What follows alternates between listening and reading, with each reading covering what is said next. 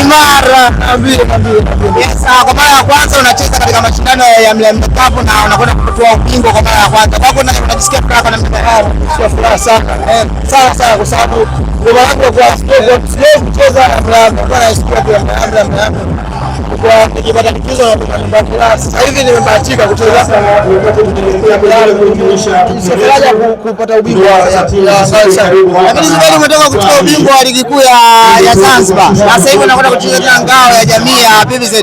Kwako unahisi una bahati kwa namna gani Zuberi? Nituma naona makombe yanafuata yenyewe. Makombe yanakuja yenyewe. Yatakuja mengi sana. Kuna vitu vingi mtawapa mashabiki zangu. Enjoy.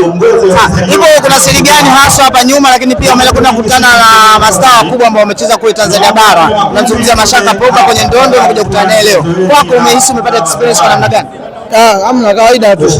Kawaida sana. Sababu hata hapo nyuma nishacheza na watu wakubwa wengi. Hata kwenye timu yangu mimi ni watu wakubwa wamecheza. Kwa mfano Success Sabilo, katoka pale Milae. Kwa kawaida wangu naona hamna tofauti yoyote. Zuberi, mimi natamani kushare story na wewe. Kwa nini unasema mpira unauma kuliko mapenzi? Mpira unauma ukifungwa, unajua uchungu wake kwa sababu mpira unatoka jasho, ukitoka jasho unaopoteza unajua umuhimu wake hapo. Kipindi cha kwanza kwa amsogei sana juu. Lakini kipindi cha pili kwenda mmepush mkapata goli. Ipi siri ya ushindi leo hii?